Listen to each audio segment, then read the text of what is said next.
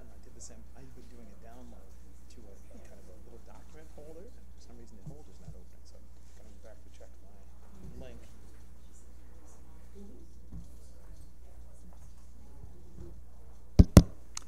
Good evening, ladies and gentlemen. We'll begin this meeting of the Syracuse Planning Commission. There's no mic.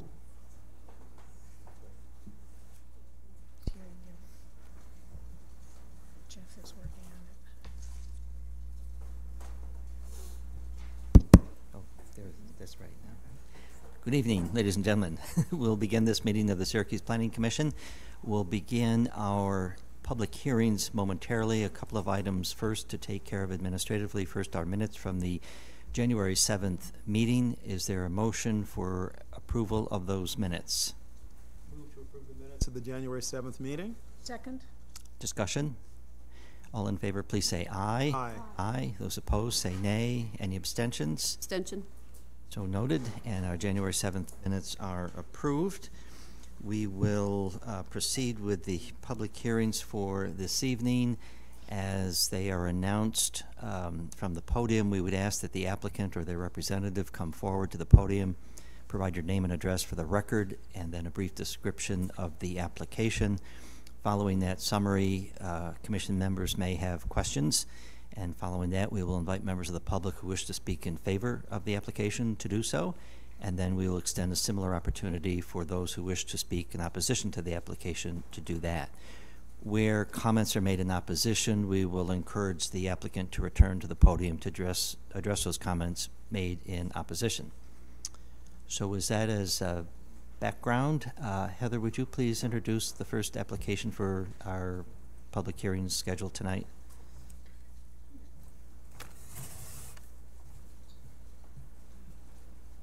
Good evening, Commission members. Mr. Kulik, I just need to announce one change in the schedule this evening. If anyone is here for item number 3, it is SP 1902. This is a special permit for demolition and new construction in order to establish 2 restaurants. The special permit is for the restaurants. This is at 534 to 544 Westcott Street. Sam Property Holding LLC is the owner, and Fast Break Nights LLC is the applicant. The properties lie within a business class A zoning district. The Board of Zoning Appeals did not grant the relief necessary in order to move this project as submitted forward on Thursday, and therefore the project as you see it is not going to be what perhaps might come back to this board. So I've spoken with the applicant and they're fully aware of this. They are intending to revise their plans and take some guidance from the Board of Zoning Appeals.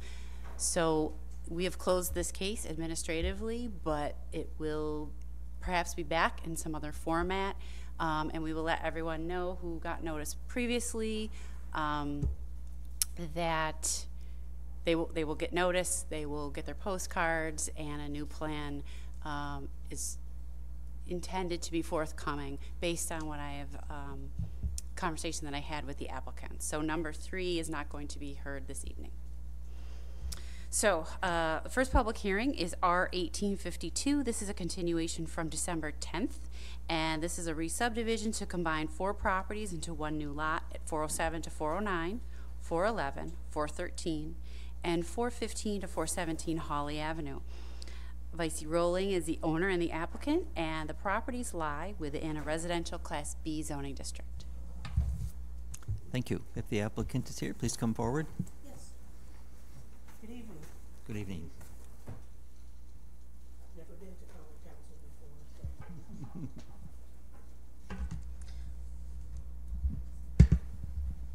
So the procedure is I tell you. Just provide your name and address for the record, and then a summary of the application, and then we may have some questions for you.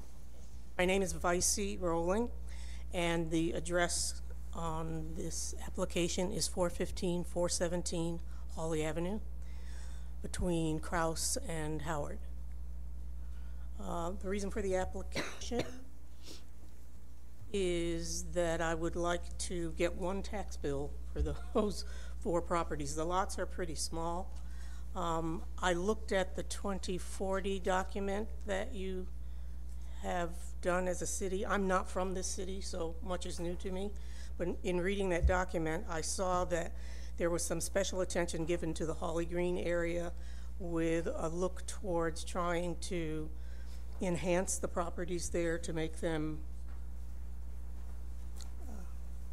more beautiful. Green spaces and so forth and so on. And so that's what I'm attempting to do there by also combining these lots. Basically, that's what I want to do. Questions for the applicant? That was a pretty good summary. Thank you very much. Do I sit now? Please, and but stay around for a few minutes, just in case. I will now ask members of the public who wish to speak in favor of this application to come forward to do so.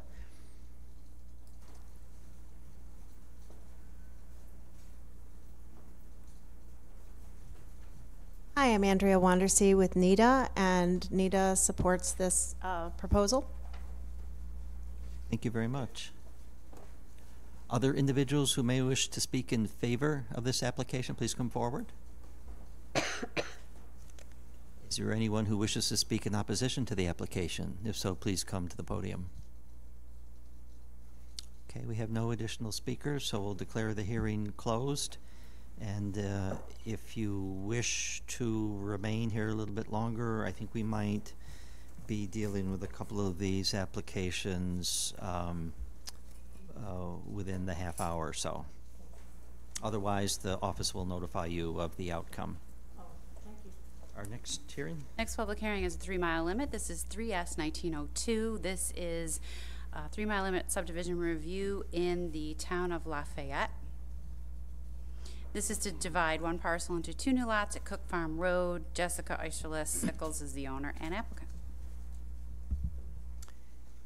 If the applicant is here, please come forward. Or a representative.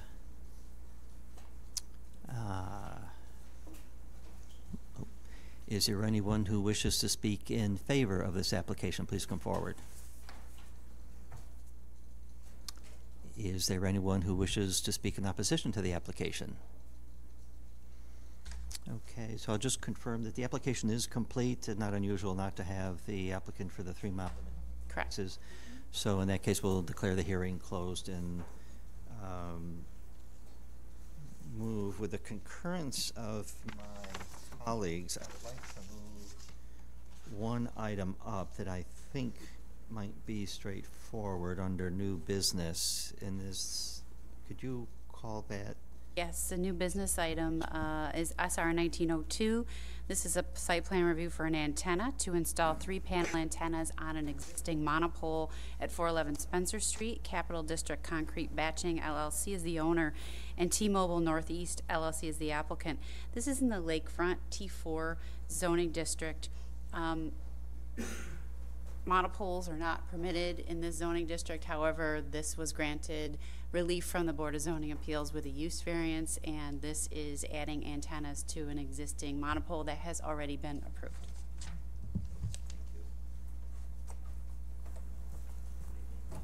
Good evening. Jeff Davis, Barclay Damon. I think I've appeared on this very tower before this board. Very simple application. T-Mobile antennas are currently located on the tower. This is an application under 6409 of the Taxpayer Relief Act, an eligible facilities request. T-Mobile would be adding a single antenna to each of the 3 sides of the triangle that's up there, so 3 antennas total and 1 cable. There'd be no other change to the tower, no change to the footprint, and just simply adding the 3 antennas. And I think there was confirmation in our material that the tower can support the additional weight. Correct. Yep. Thank you. Are there questions for the applicant? Thank you. Are there individuals who would like to speak in favor of this application? If so, please come forward. Oh. It's not a hearing, you don't have to, unless people... You're right. I just get into a routine here. My apologies. So, thank you for that. In deference to those 2 applications, public hearings that we just heard, and 1 item of new business, I going to ask for action by my colleagues on these 3 items before we move forward with, I think, maybe a more extensive presentation. So on the re-subdivision, R-18-52 on Hawley Avenue, is there a motion on this item one way or the other? Go ahead. Move to approve of the negative declaration. Second. Discussion? All in favor, please say aye. Aye. Aye. Those opposed, say nay. Any abstentions? The re-subdivision is approved. And moving to the 3-mile limit in the town of Lafayette, 3S-19-02. Is there a motion one way or the other on this application? I move approval with a negative declaration. Second. Discussion? All in favor, please say aye. Aye. Aye. Those opposed, say nay. Any abstentions? The Lafayette 3-mile limit is approved. And then the new business item that we just heard, SR-19-02, the additional antennas at the Spencer Street location. Is there a motion for action on this item? Move approval with a negative declaration. Second. Discussion? All in favor, please say aye. Aye. Aye. Those opposed, say nay. Abstentions? So that site plan review is approved. And we resume our regular schedule of public hearings for this evening.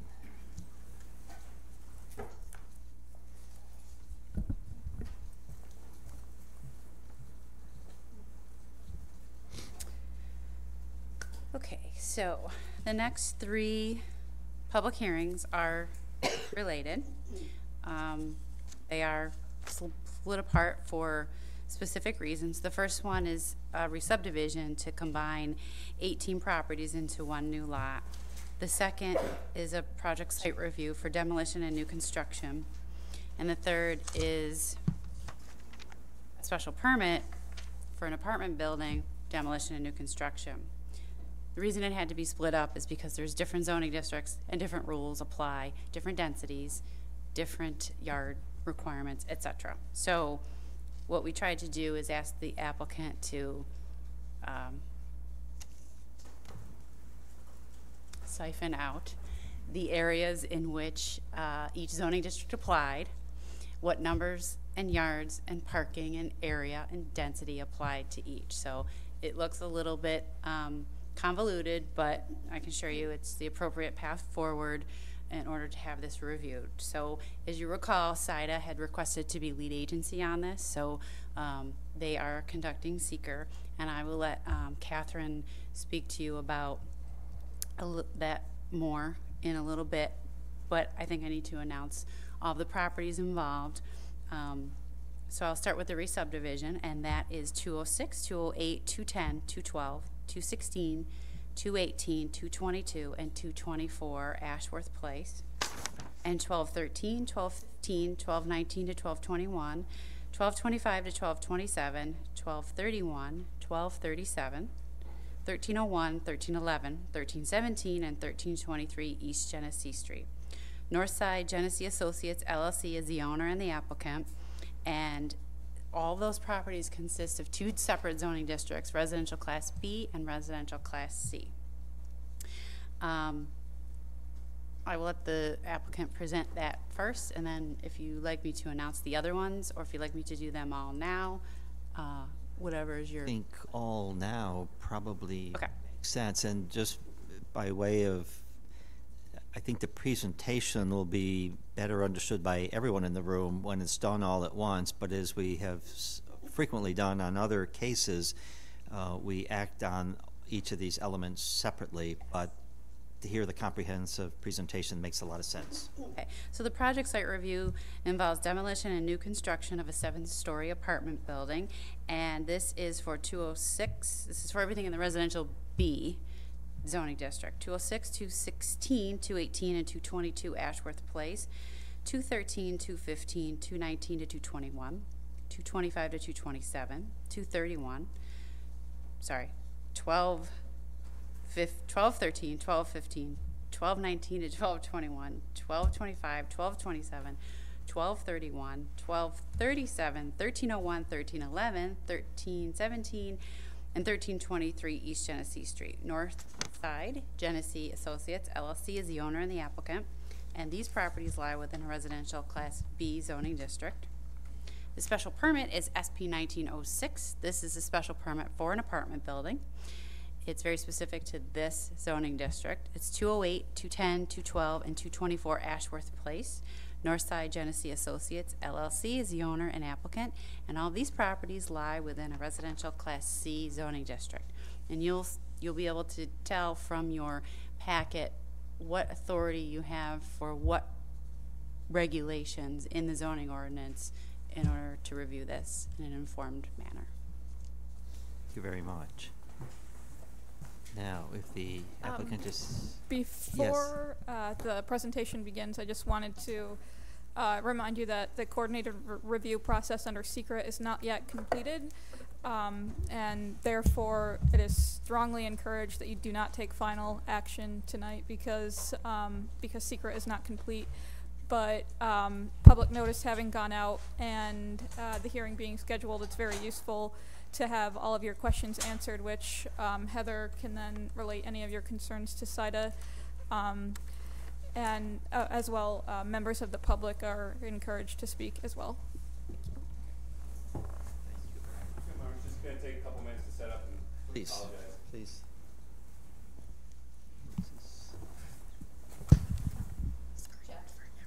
This is for the other project, though? Westcott? Do you mind it all back? I read it quickly with my Evelyn Woods diploma.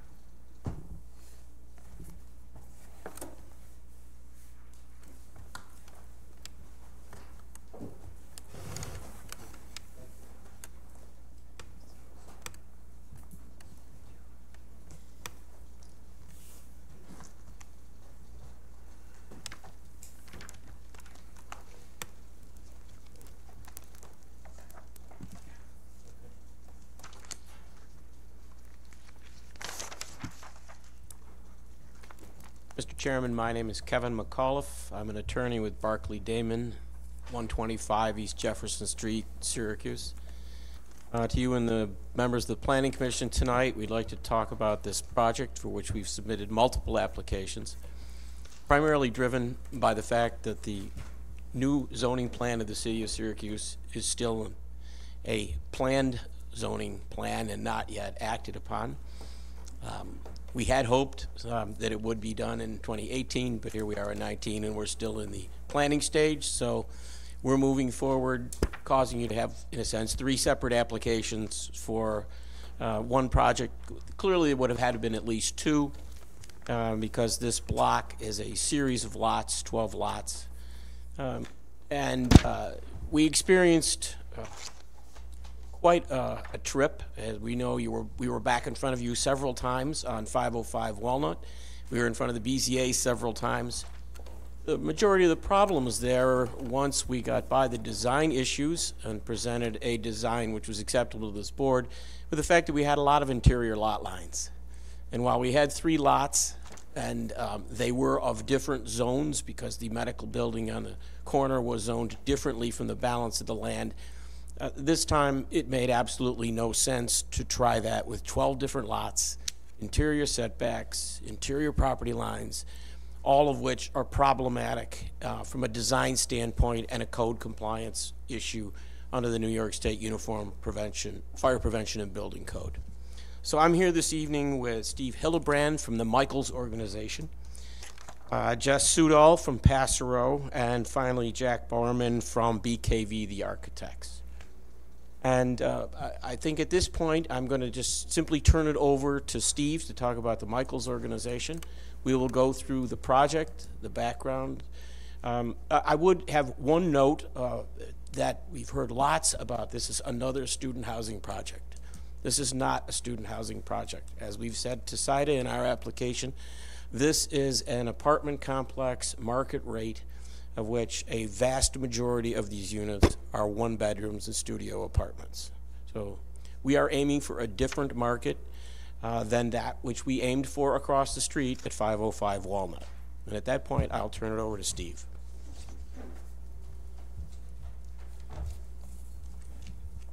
Thank you, Kevin.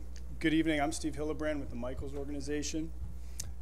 You are familiar with our project 505 at Walnut, and while I'm excited to present our new proposed project, I do want to take a couple minutes just to explain a little bit about Michaels, because I think for the most part, a lot of people here are only familiar with us as it relates to 505 at Walnut.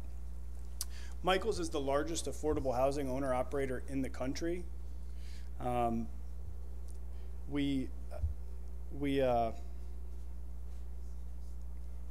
90% of the work that we do is in the affordable realm. So I want to make sure that there isn't a connotation that we're just a student housing development company. We manage all types of assets across the country, which I'll expand on. Furthermore, we've been shortlisted and selected by the city. We had submitted application to be a pre-approved bidder on city-owned properties. And as a company, Michaels organization has been selected and shortlisted for that endeavor. And we're also participating in the East Adams RFQ. So there's the East Adams redevelopment with the Syracuse Housing Authority. We've submitted application to participate in that effort, and we expect to hear back in a few weeks. Go ahead, next slide.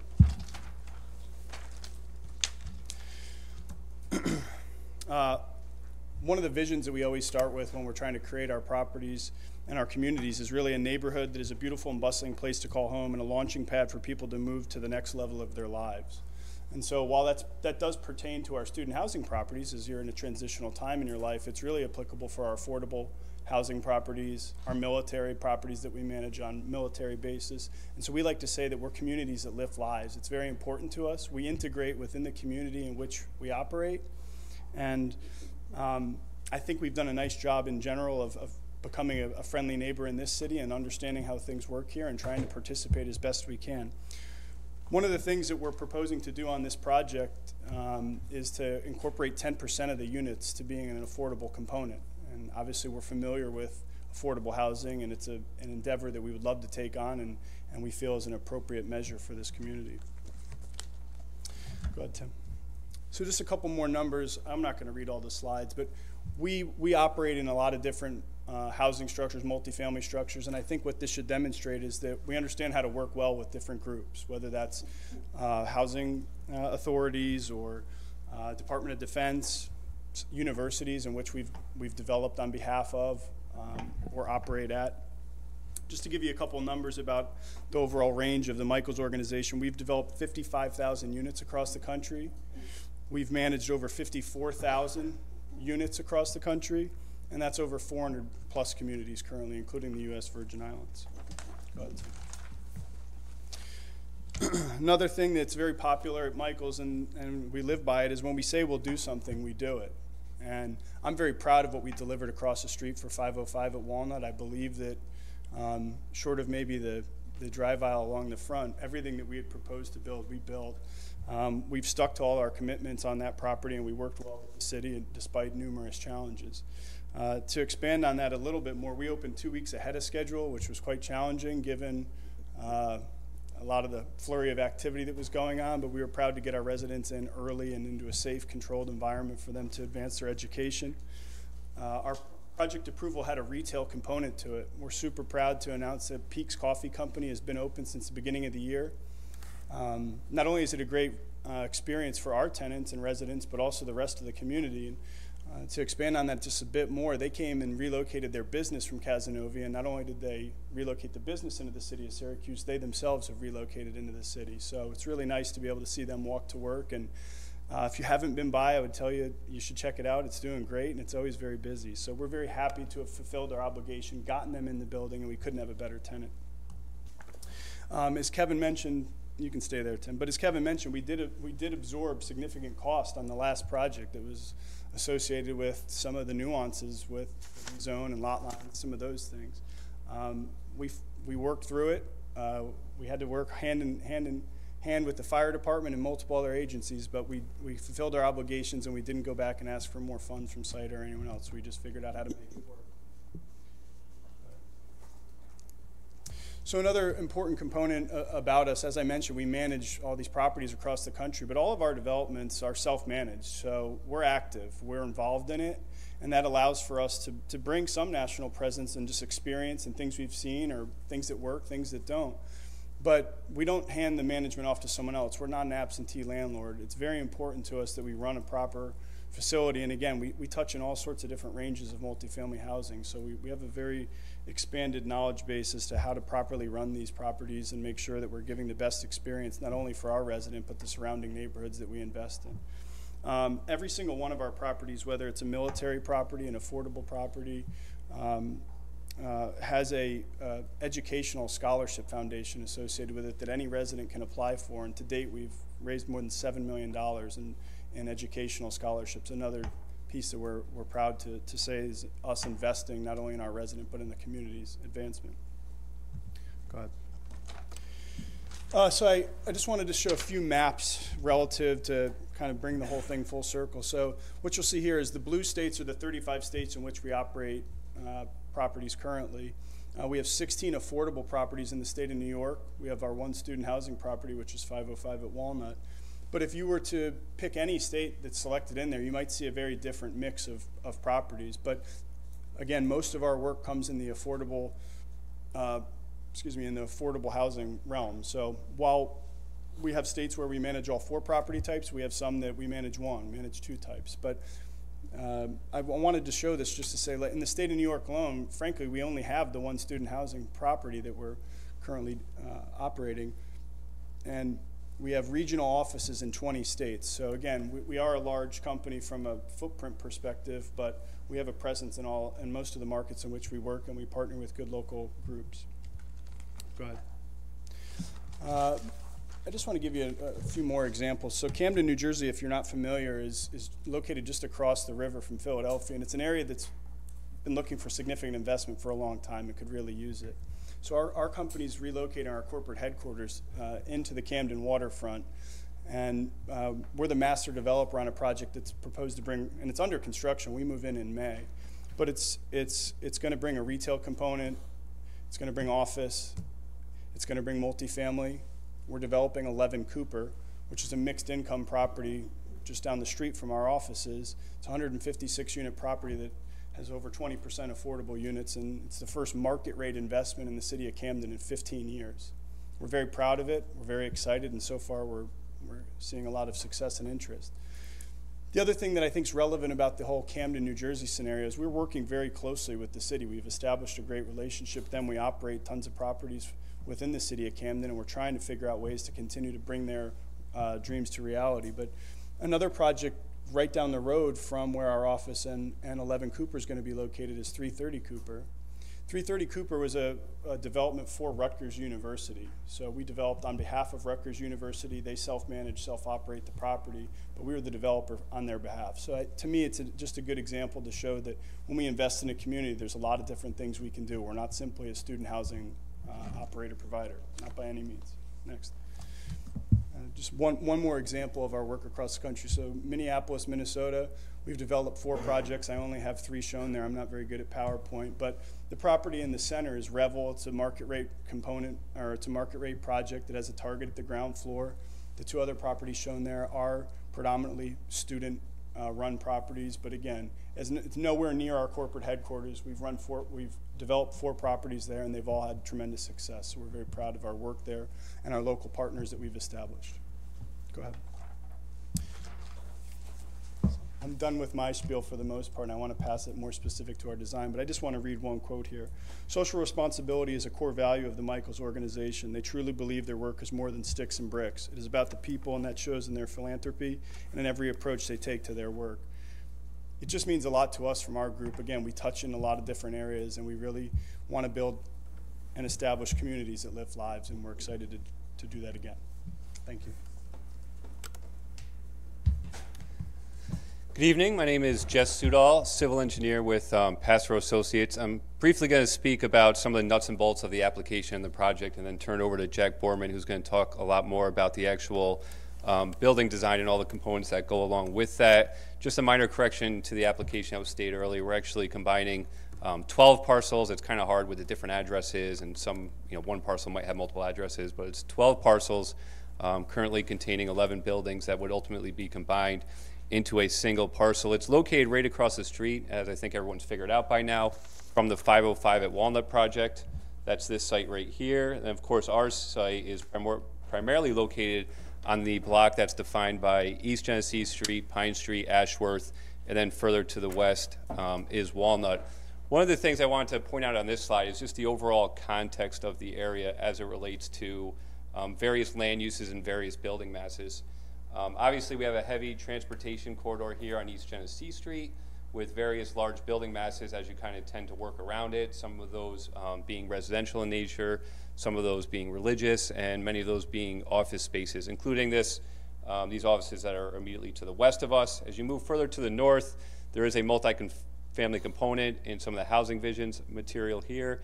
And then, of course, once you get closer to 690, you have these much larger building masses that kind of define this overall area. As you get further east to South Beach Street, that's really when you start to get into the more of the traditional single-family neighborhoods. If you go to the next slide, you'll see what Heather was starting to mention earlier, which is we kind of have a smorgasbord of zoning districts, not just on this particular development parcel, but also in the project area. Down here, 505 Walnut is where we were dealing with RB and OB, which led to the multiple applications and some of the issues that Steve mentioned earlier. Our particular application is defined right here by this line, so it's about 75% RB, and then we have these 2 little snippets of RC, which have just been left over from the years. If you look at the block immediately to the west of us, this whole area is zoned RC, where you have some large apartment block style buildings and also some large commercial buildings.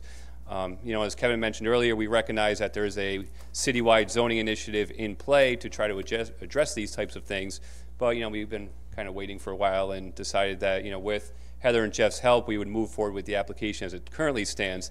So really the easiest way to think of it as these zoning districts relate to the applications: RC, special use permit; RB, site plan review; and then of course the re-subdivision to combine all of the parcels.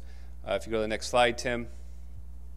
This is the existing survey where you see these individual buildings on all the different lots. This larger one in the middle is the Roosevelt, which is 4 stories on the East Genesee side and 5 stories on the Ashworth side.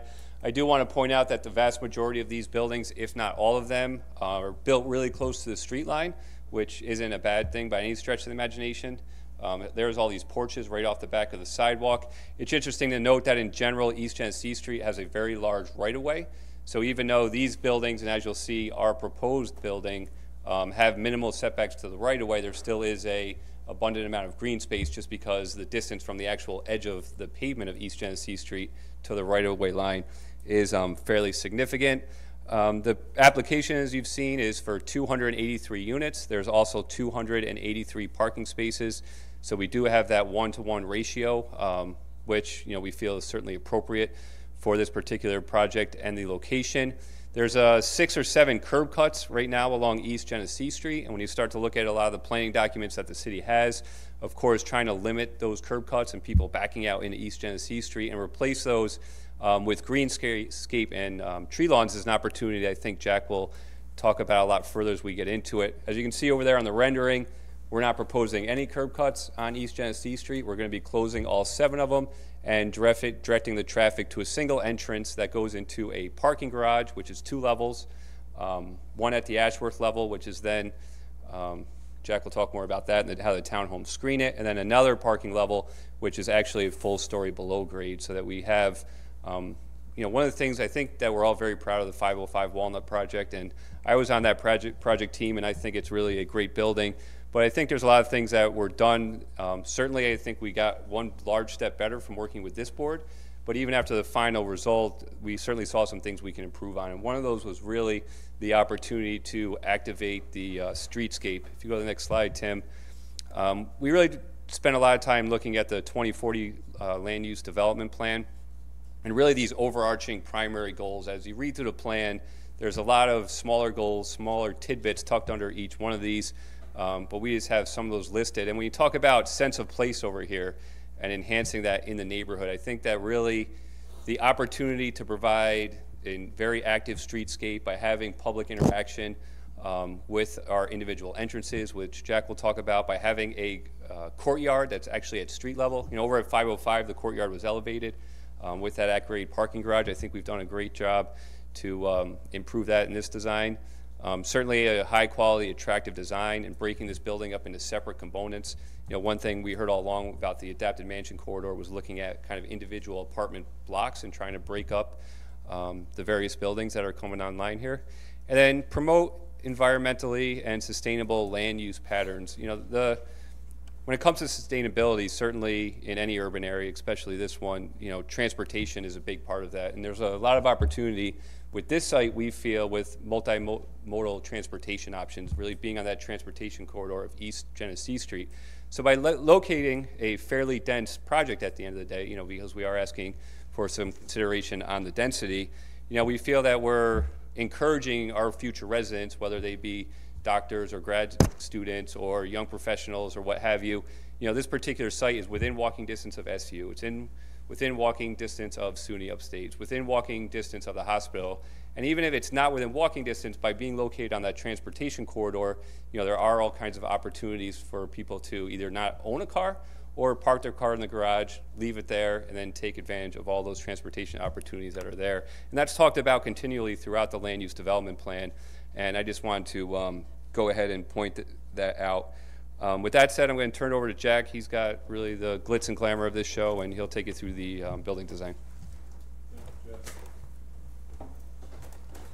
Hi, my name is Jack Borman, and thank you very much for working with us, and I'm really enjoying my year that I've been working on this to get to know the city of Syracuse and to, can I borrow your pointer?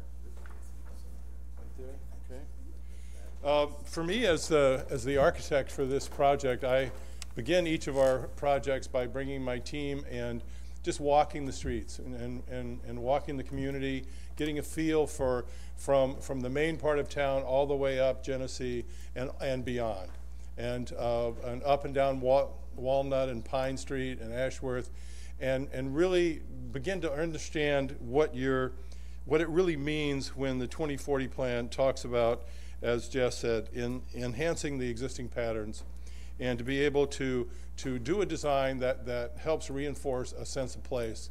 And so that began for me from the design standpoint of looking at the characteristics of the adapted mansion corridor, and that is basically front yards, larger buildings, but incremental buildings, and front porches, yards, generally flat roof buildings, repetitive window patterns, vertically or horizontal, and a sense of scale that was larger than single family, but still very compatible and very comfortable.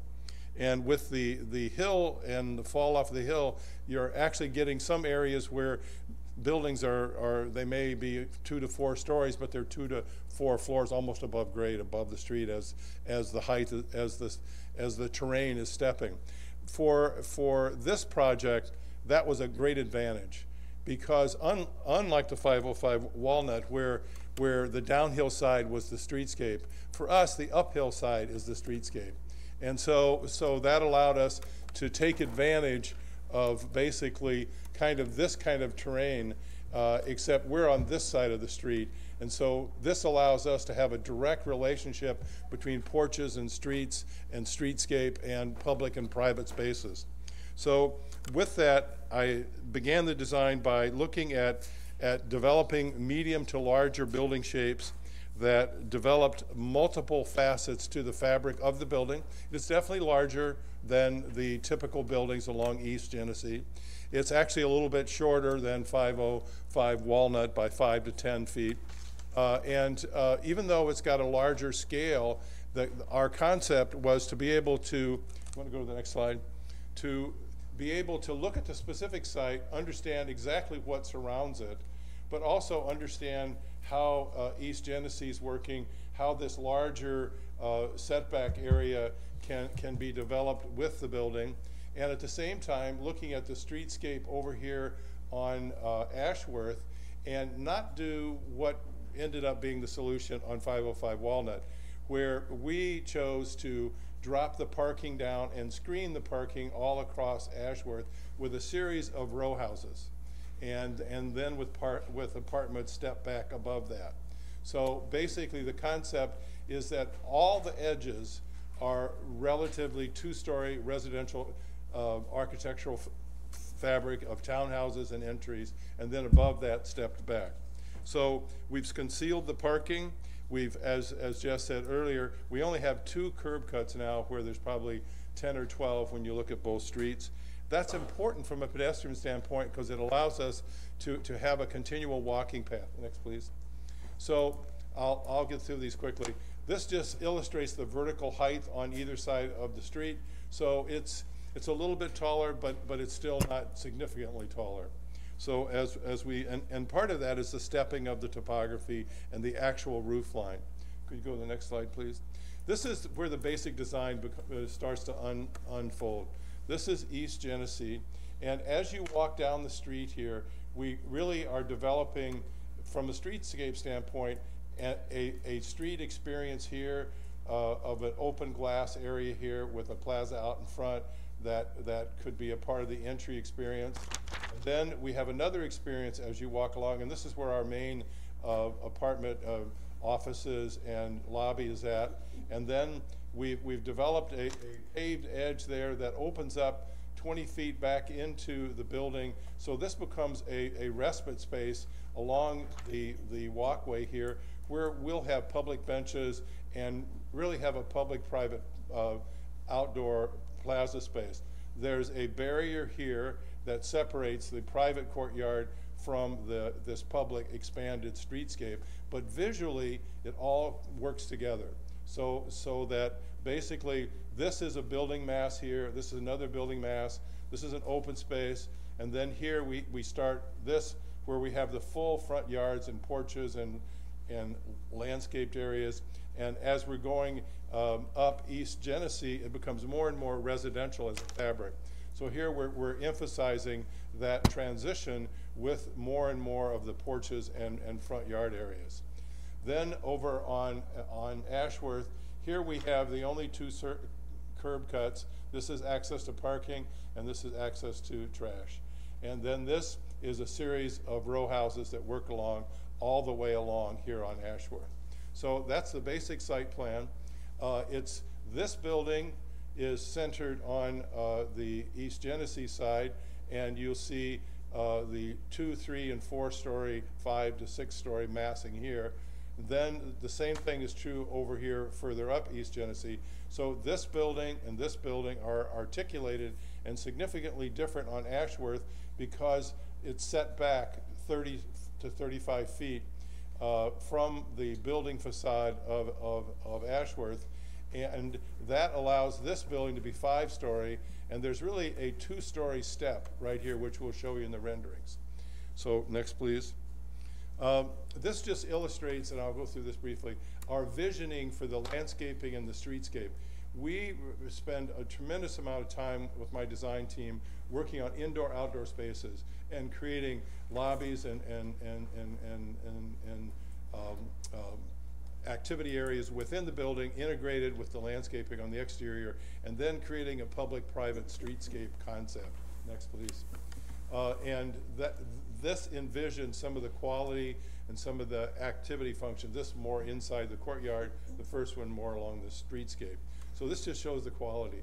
This is particularly a part of our design efforts as we look at our porches and then the steps down to the street, then the open front yard before you get to the public sidewalk, the boulevard, and then the street. And then this shows the cross-section to create this raised brownstone feeling of the townhouses, so that there's this sense of private space for the resident, but then the public space as a part of the walkway space. And then, of course, lighting and signage and railings and other types of accoutrements to give it scale and texture. Next, please. Now we're talking about the general development of the building. And this is the introduction slide. Here's what I've fashioned as, this is our facade massing here. That was the one that had the first outdoor space. This is where our entry and lobby is at. And then this building mass wraps around the corner to pull your eye into the courtyard. And so this is this is 1-story step, 4-story step, 5, and then the sixth roof area. Then as you get further up East Genesee, this is where the row houses are at. And here, the row house, then this is a building that I like to reflect on as kind of the similar scale to the Roosevelt, which is a very vertical building and kind of in the center of the block. And then I continue on with the row houses. And then these are the entries, these recessed porches along there. So this side I felt could have more of a stepped building profile that not only steps 4 feet, not only steps at 2 and 4 floors, but steps back to 4 feet as well. These are projected out 4 feet from the main building facade. The window articulation and the materials, mostly brick, metal, and then painted hardy panel finish. As you go to the next slide, this just illustrates how the parking is screened. This is Ashworth. Here's the townhouses screening the parking. This is our service area. This is the entrance to parking. This is all below grade. Next slide, please. This is the first floor on the Genesee side, and this is the open area. This is the courtyard. Here's our amenity areas wrapping here. This is our outdoor amenity space. Outdoor meaning that it has an outside entrance, because we're trying to use part of our amenity space to engage the community to come to special events. So it's not just a private amenity function. It's got different pieces that try and engage, inviting people to the community meeting, special events, things of that nature. Then as we go further up East Genesee, you can see the townhouses. Then on the inside, we have flats that have terrace access to the courtyard. Here's the townhouses on Ashworth. Next, please. As you get to the upper floors of the project, this really is visually one building along Ashworth, and then it steps back, and then off of Genesee, you've got this L-shaped building and then this T-shaped building. And my goal from a design standpoint is to create a unified but a collection of building elements that create a smaller scale, create more of an intimate relationship at the streetscape, and add some variety to I mean, recognizably, this is a larger building going into this location than the Roosevelt, and anything than most of what is there today. But as the area evolves, I think the opportunity to build more residential means more density, but we have to keep, as an architect, very sensitive to the scale and texture of the buildings like the Mansion District that I talked about very early on, that give me architectural elements and concepts to work with from a scale standpoint. This shows the sections. This is the East Genesee street cut. This is the 505 Walnut. You can see we're about 5 to 10 feet, depending on where you measure. This comes up, sets back 4 feet here. I mean, 4 feet here at the top floor and back. This is the open courtyard area. This illustrates the below-grade parking.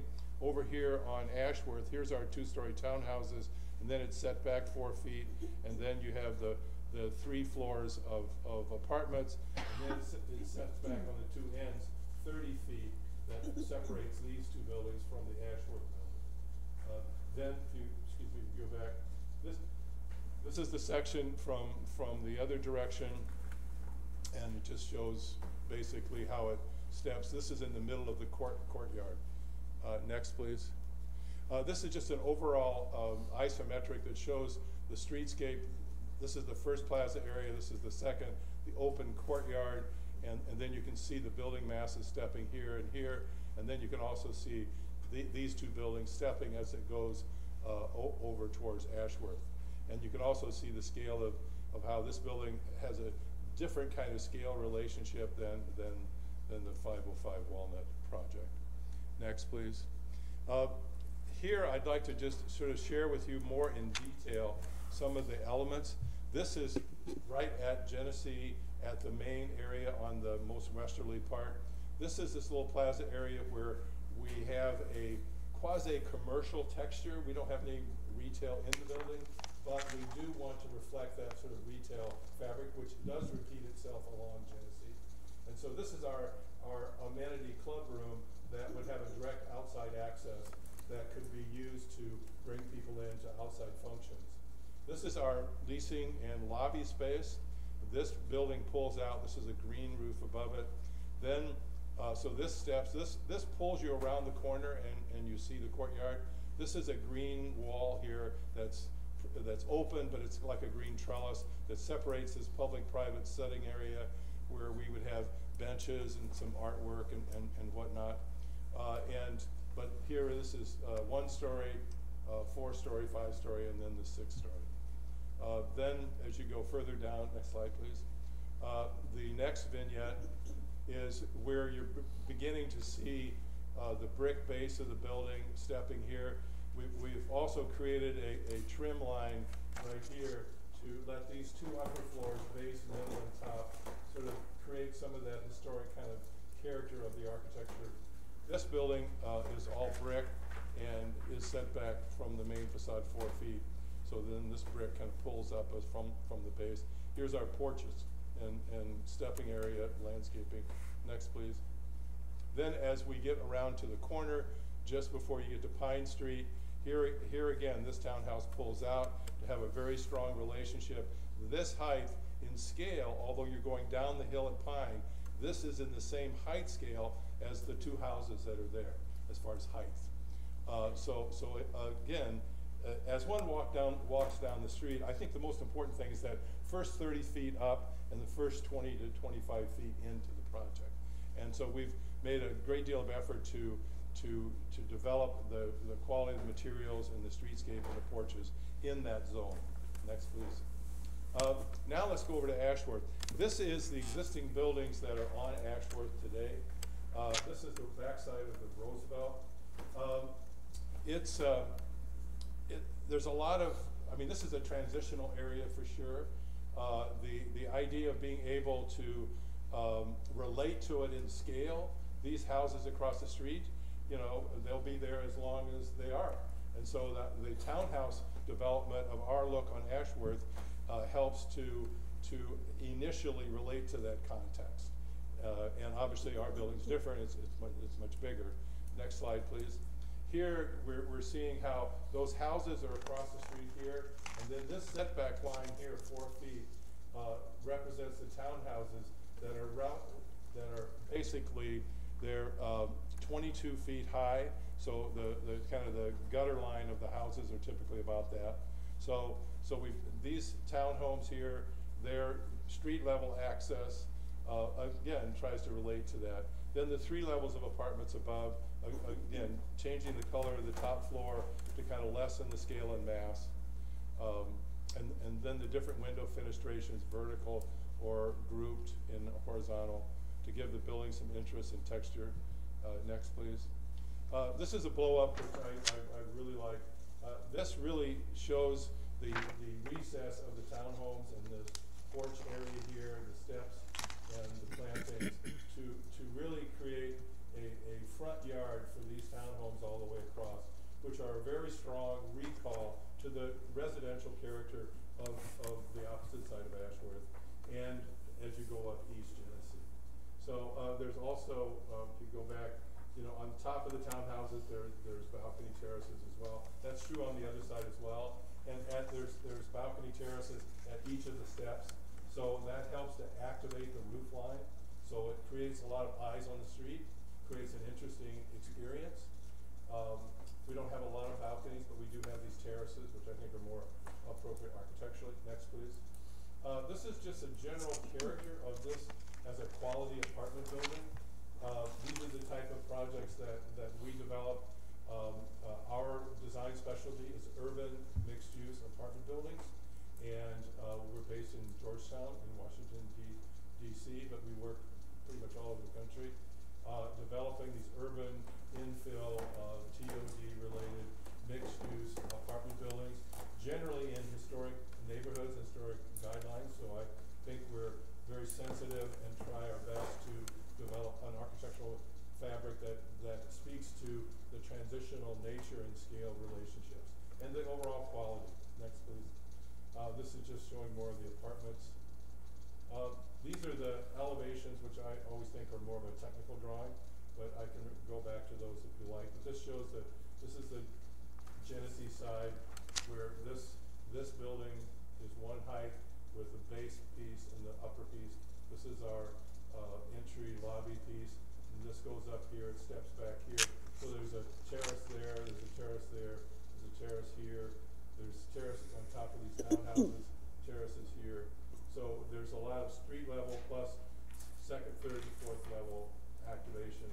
This is the Ashworth piece.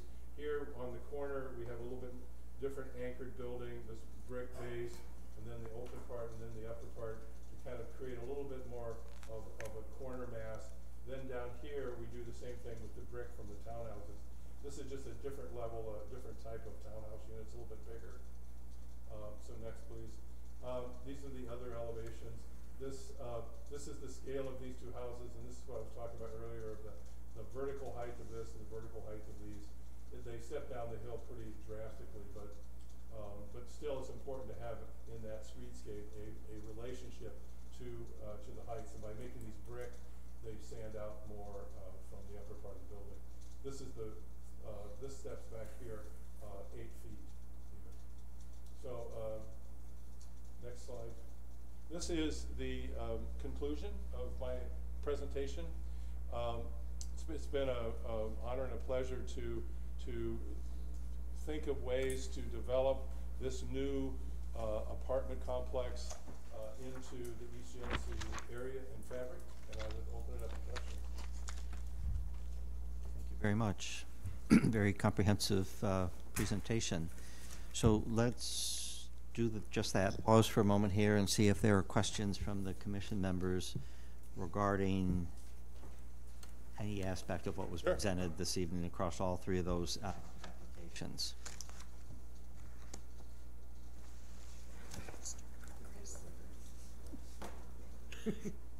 Sure, I'll start. Okay. Thank you for the comprehensive presentation. A couple of questions before I offer some comments. One of you said that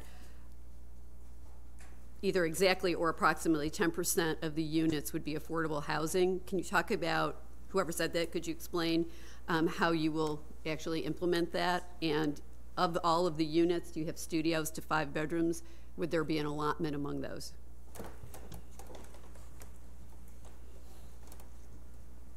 Yeah, so it's all still a little bit in the infancy stage and trying to be able to make sure we can, depending on where we end up. But our intent would be to do 10%, and right now we're considering a combination of studios, 1-bedroom units on the affordable side, and they're at 80% of AMI rates. So the technicalities of how it's going to get executed, I think, are still getting worked out with whomever, since there is no requirement in place. But again, we're familiar with how to establish what those rates are and then how to see something through. But essentially, you're looking at it being studios and 1-bedrooms. That's the plan for now. You also mentioned that the balance of the project is market rate, so do you have a market study that indicates the need for the units that make up the balance of the, well, that make up the need for the whole project? A specific market study with us here tonight? No, we don't. Okay. I assume you did one for the project, though, before you launched into this. Yeah, I mean, there's a lot of different metrics which we use, to establish, where we think the rates are. And where do you see your market coming from? Well, I mean, I think it's representative of the community as a whole. I mean, there's the downtown district and all the associated jobs down there. There's the Hill and the hospital, and there's a lot of support staff that works at the university. And I really believe that the project as a whole is representative of the greater area. That'll say it's going to come from all sorts of areas within, a 5-mile radius, essentially, of the property. Can you give us a sense of what your rents would be like, ballpark? No one will hold you to it. I'm just curious. Well, I mean, where we've started for now is the rents that we have proposed they're actually a little bit south of what you've seen, what's in the market on a lot of the student properties. And I only bring that up because I'm familiar with what all those properties are renting at. So our 1-bedroom rent, which is an overwhelming majority of the units, as it's currently underwritten, is slightly below where some of the 1-bedrooms are on the student deals. So approximately $1,400, $1,450. And are the 4- and 5-bedroom units also 4- and 5-bath? We're still working through the particulars of all those floor plans. Certainly, I think, like in a 5-bedroom, you would see 5, 3.5 at a minimum, but I don't think they'll probably end up being 5.5s, no. Any idea about ballpark prices for those at the top end? Yes. That's a market I would be really interested in understanding that you all see. Yeah. Still working through and establishing final rent. Okay. So, I'm sorry, I'm scrolling and trying to find the reference that I want. And I can't find it, so I'm going to move on to something else. In terms of the presentation of the design, there was a statement, there were several times the statement was made about this building, this building, this building. It really isn't 6 or 7 buildings. There are 1 or 2 or maybe 3 large buildings that you've just articulated to make look like separate buildings, correct? Well, that's correct. It's 3 major masses, but then the street level, the first 2 floors, and then the facades are developed into basically triplicates. They're 3 basic elements: the brick, the light green area and the white create 3 basic patterns for each building. So, and then the combination of the base, middle, and top for each building. So those are very, classical arrangements. And so, and the reason for that is to give them the articulation that ties them all together. Oh, I appreciate that, and I understand that. But you mentioned, I think it was the corner of Genesee and Walnut. You referred to the corner as this building when you were talking about, I think you called it your commercial or your public space. But that little piece isn't really an independent building. It's just how you articulated out of that mass, that L-shaped mass, correct? So if I look at this, yes. This is one big building. This is one big building. Are they all connected as a single building? All one building. Okay. And that's what I thought. Okay. And but the key here is that in doing urban, what's going on in our cities today is sort of a repopulation of cities and higher density projects. And so architecturally, our firm uses the theory that great buildings are really made up of a fabric of elements. They're not just huge all white or all brick masses. And that allows us to just have a more human scale for these larger buildings. So to use the explanation that they're different buildings is only a architectural terminology for the fabric of the facade. And that's all I'm really saying. It's a scale relationship issue. It's 3 buildings. And I appreciate that. Okay, good, good. I can remember my first year design school and sure. Going through that. So I'm right with you on that. Yeah, well, and as a matter of fact, recalling those days, I'm going to start with maybe a positive. I was always supposed to come up with 3, but I'm only coming up with 1 right now before I get into the critique. And that is, I appreciate all that you said about how you've attempted to diminish the mass of this. But for me, that is the overriding concern I have with this project. It is the scale and the mass of this project in this location. And I'm sure Mr. McAuliffe remembers that I said this about the project across the street. It's a couple of blocks too far east, as far as I'm concerned, as someone who is a city planner and urban designer. If this was 3 blocks the other way, I'd be having a parade for you. I feel that this is encroaching on traditional city neighborhood, so to me the location is wrong, in spite of a reasonably good job in trying to diminish mass and scale.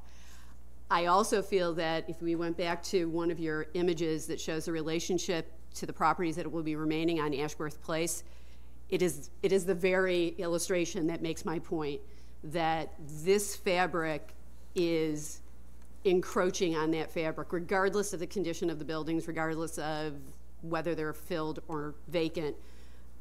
But my concern is, and again, I restate it from the previous project, is this is just encroaching into traditional 1- and 2-family neighborhoods. So for me, as a member of this body, I'm very concerned about that, and I don't know what I could recommend for you to resolve it. The one thing you've already done is attempted through design detailing and colors and material selection to reduce this mass and scale. I'm not sure that's enough for me as a member of this body or as a professional who deals with this, so I don't know that I have any more advice that I can offer, but that is my primary concern. I'm not sure how to get around it. Well, I would say that that issue confronts all of us as our cities are growing. And but this one, but just to interject, it'd be one thing if this was zoned for what you're proposing, and it's not. So to me, it's a double-edged sword. It's not only not what the character is, it's not what's zoned for it. And with all due respect to rezone and my colleagues over there, our staff, we have no idea when that zoning ordinance revision will be in place. And we also have no idea if the current draft will be the final draft. I can tell you I spent over 60 hours commenting on it, and as Heather and Jeff know, I made substantial comments about the extensive use of the MX classifications. I think as a city, we need to concentrate this level of density and not spread it out in the city. So I already think the draft overuses the MX classifications, and this is a great example for me. It encourages this kind of a project to encroach in areas where ultimately we won't necessarily see similar projects of this nature. So it ends up becoming a one-off, or it just pushes the edge enough to make the surrounding districts a little less viable. So again, for me, and I'm going to defer to my colleagues, that's my greatest concern. I don't know how we get sort of past that fundamental concept of your project in light of what the city's comprehensive plan says, in light of what our land use plan says, and in light of the existing character in the neighborhood. So I'm going to defer to other folks if you have comments. Thank you. Additional comments or any questions for the applicants?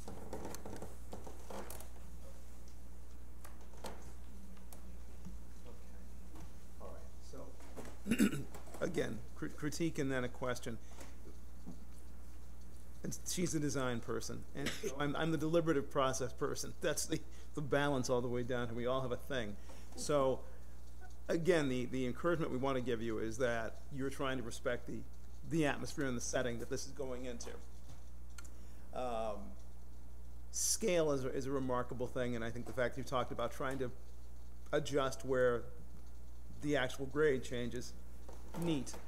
And again, I'm thrilled with the idea that the aisle will be drawn to the courtyard. So again, from a lay perspective, all wonderful things. I didn't have design school. But I had Blackacre and Whiteacre, so we're going to come back to my friend over here. And it is the land use, and it's a tough thing when we have the edges of different zones. It's a very tough thing for developers and designers to address. And our administrative staff and our law department do a neat job of just trying to say this is what we have to work with.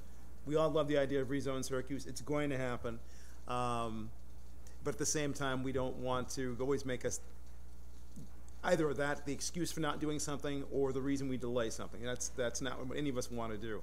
So I guess my question for you would be, if we're talking about the use of this land and the eventual tenants for it, because we've had different explanations of what that might be. If there's 10% affordable, if there's a goal to get the graduate students from SU as opposed to just the undergraduate students, if there are professionals moving into the area that might be interested in going downtown instead of the suburbs. Again, I get it, that's all potential. This is the land that you have. This is where you are.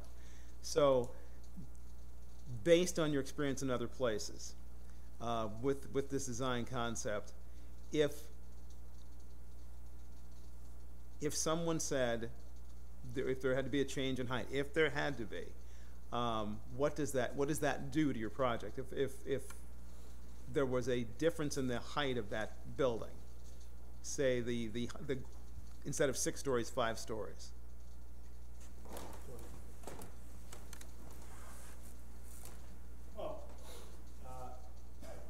Specifically, I can't stand here and tell you that for sure, right? Right. It's a more complicated algorithm than that, unfortunately. I think what my reaction would be is, for us, it's about, in order to make a project financially viable, there are certain costs associated with it, particularly if you want to give consideration for greater causes. And for us, certainly a reduction in density, if not an altogether deal killer potentially, it would certainly remove and diminish our ability to offer those affordable units, which we think are important and are in line with other goals that, again, that the city has and initiatives.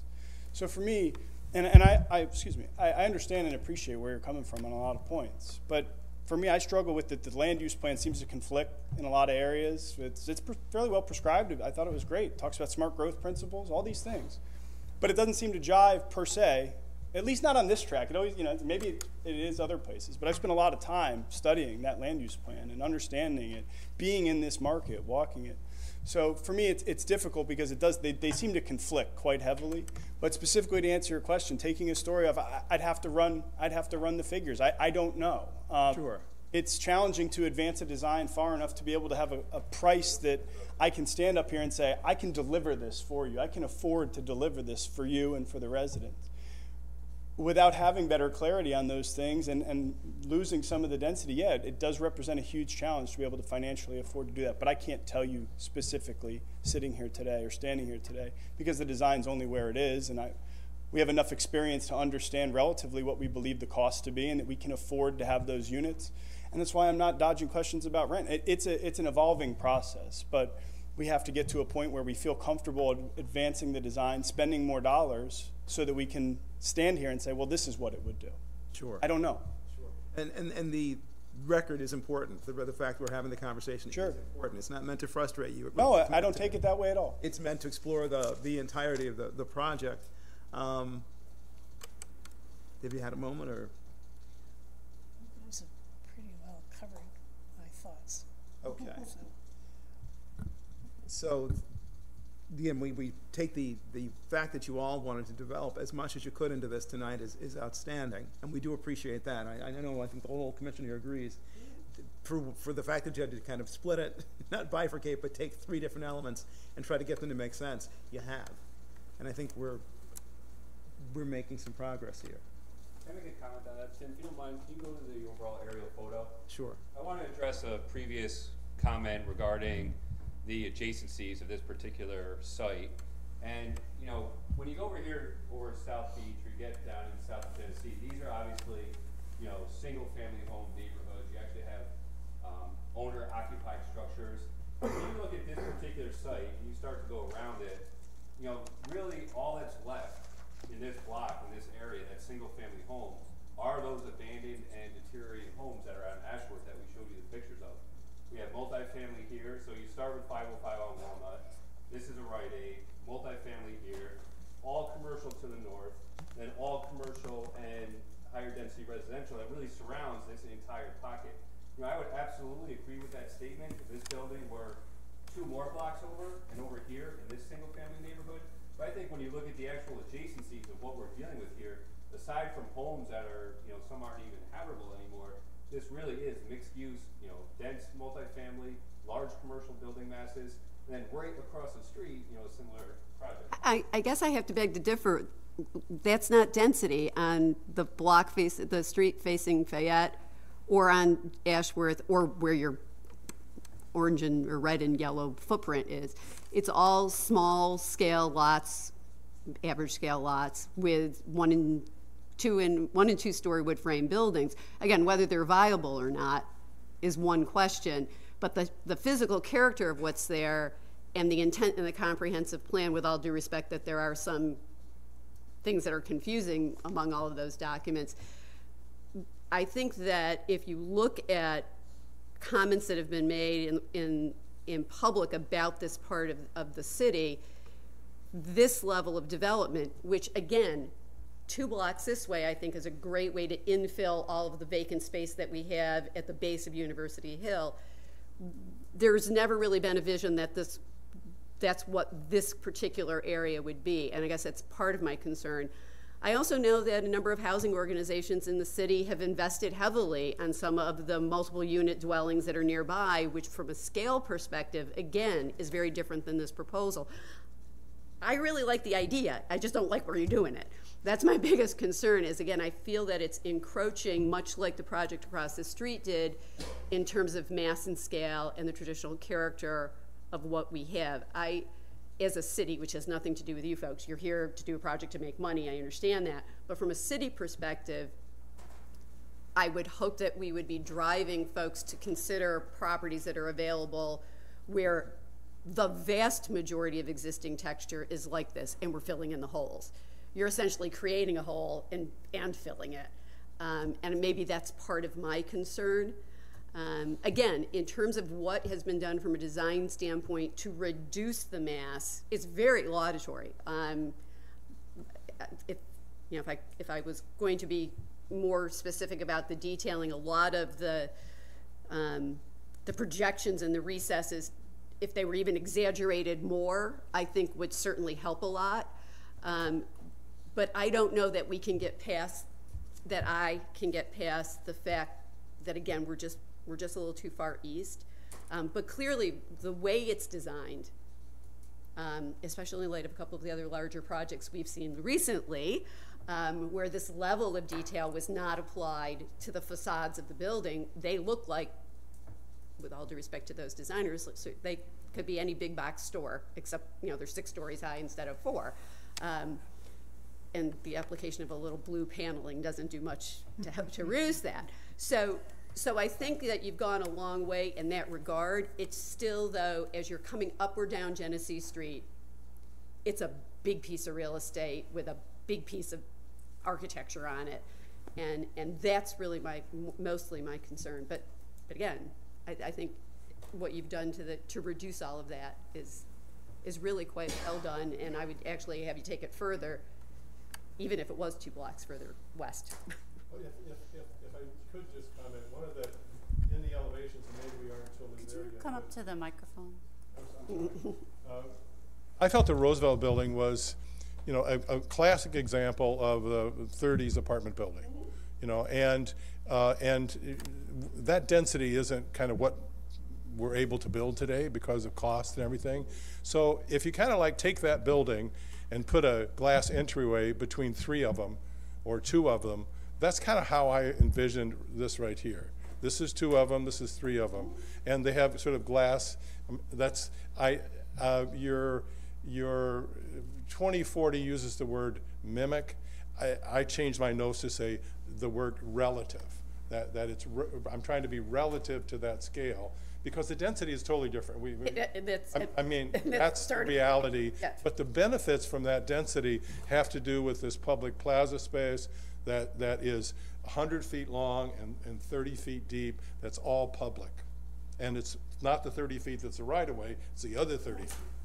So that's a major, as you're going from downtown and you live in all these homes, on the further up East Genesee, that's a beautiful urban experience to be able to, this is a long block, very long block. And so to be able to walk past some townhouses and then sit and read the paper or talk to a friend and then move on, I mean that's part of city building. And the scale and the cost of that is, the economic engine is the density of housing. There's no question about it. That's going on all over the world today. And so the density of housing is the economic engine that allows us to build better community, build better architecture. And so the sacrifice is, where do you put that bigger density? And all we're saying is, this is in the middle zone between downtown and, no question about it, solid single-family homes. But I personally feel like this is a transitional area, and your point is that it can't transition this big, but I'm just hoping as we evolve that we can continue to look at it as something that's relative to the scale of the Roosevelt building as we maybe make the design a little better, because that truly is already there. Oh, I clearly the Roosevelt is there, but it's also surrounded by 1- and 2-story wood frame houses. Which is, but I would say if you... Which were mansions either. But I would say if you look back 80 years, those buildings down Genesee that were those 1930s apartment buildings, I bet there's a single family house there originally. Oh, absolutely. And that's my point. I'm not suggesting that, but as you just said, I think this is a great leap, larger than... It's larger. Than the Roosevelt. Right.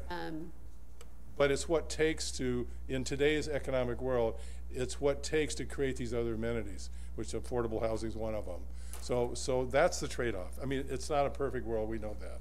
And so this is the middle ground zone of the city that I think this kind of project, you know, and we're not there yet, I humbly agree, is going to get you there to soften the density, but get you all those other things. That's my only goal. So.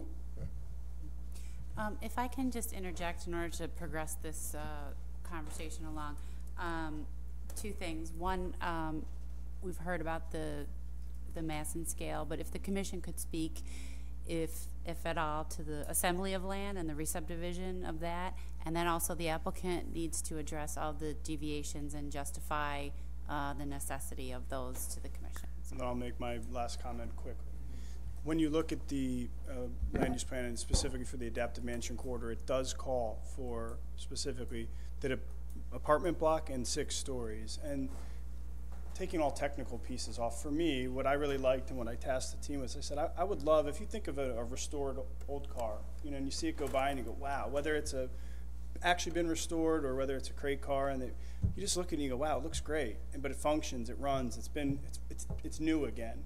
My hope, our vision, was to do that here. I get there's certain things we can't necessarily change or make go away, but that's really what we've tried to do. I think we have, and I don't want to go tip for tap, but it does specifically call for a 6-story apartment block, and as historically how they were. Right, but if you look at the Roosevelt as a 6-story apartment block that fits on a 40 or 50 or 60-foot wide lot versus, I don't know, 300 feet long, yada, yada, yada. Sometimes I hear you.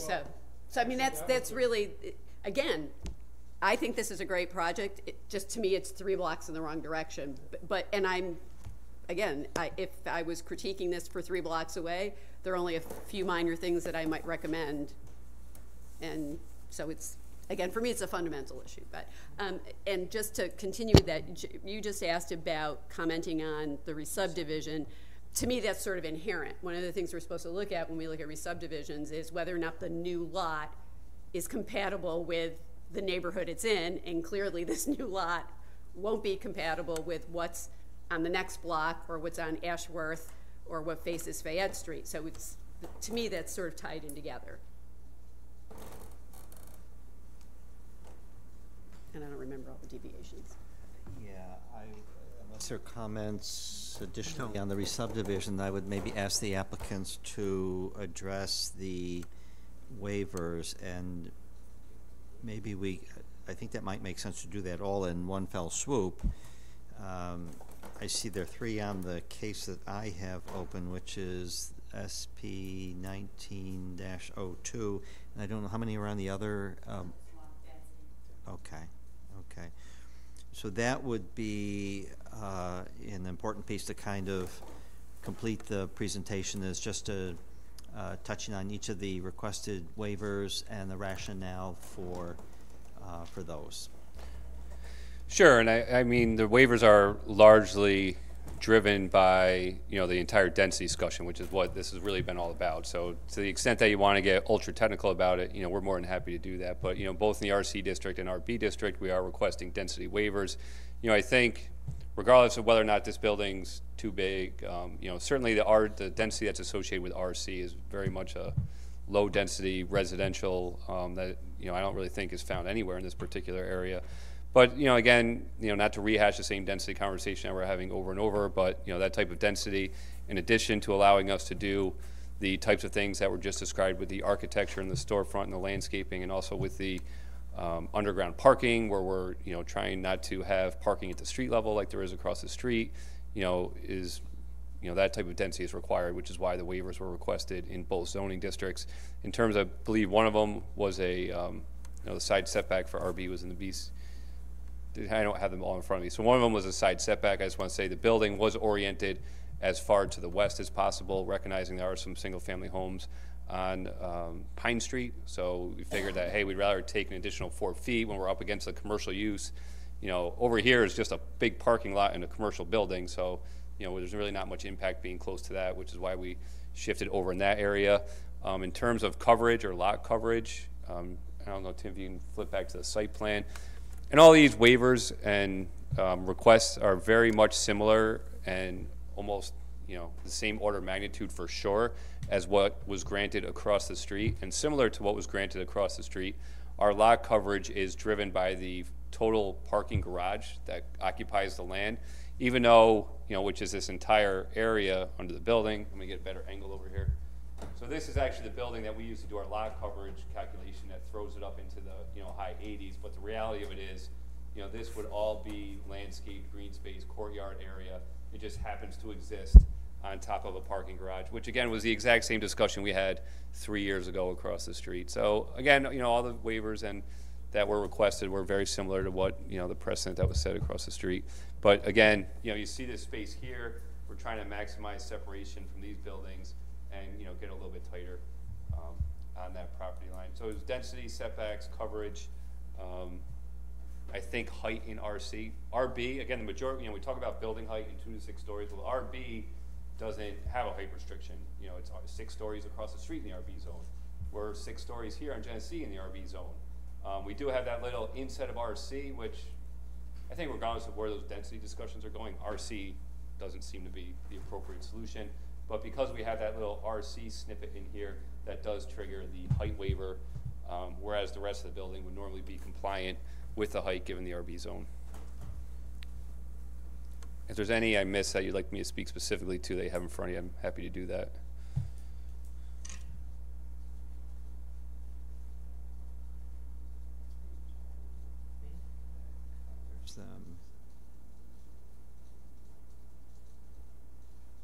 Okay, I think that covers them. Okay. We're good with questions?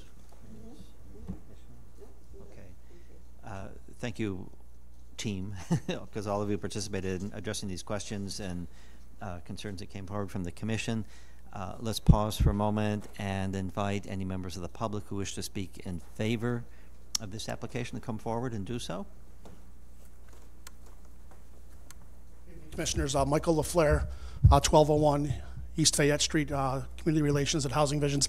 I'm not really here to speak in favor or against. I just some comments and some questions. I do appreciate what the comments that Chris has made. I agree with those.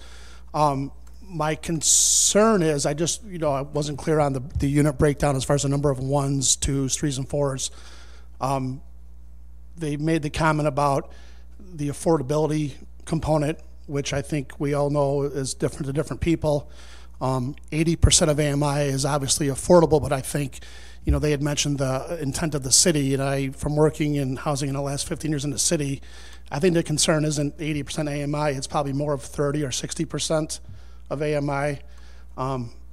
That being said, 10% set aside for single 1-bedroom units to me isn't really a need.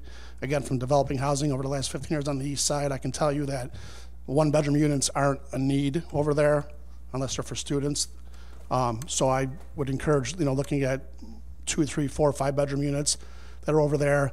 The other concern that I've got is I didn't hear any of the applicants mention about their outreach to the neighborhood. Maybe that had happened, but being one of the larger stakeholders over there, this is the first public chance I've had to get at this project, so I'd encourage the applicant to reach out to the neighborhood and kind of see what their needs and their wants are.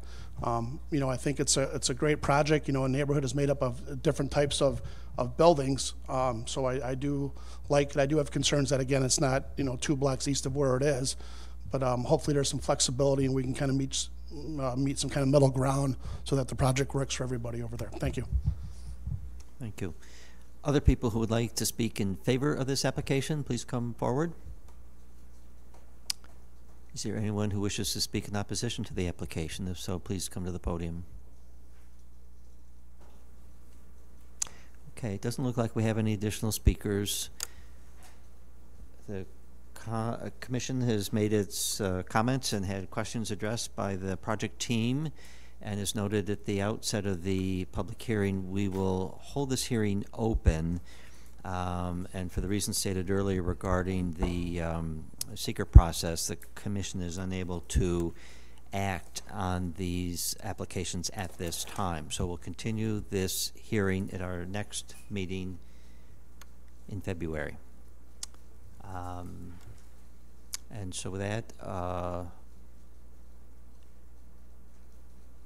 we will move on to the rest of our business and assume that everyone who's had wished to speak on one of these 3 applications has done so already this evening.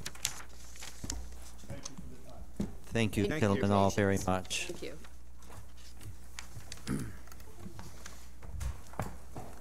And having said that, we are, I think, very close to the end of our agenda. We do have a considerable docket of material to authorize for our next meeting on the 19th.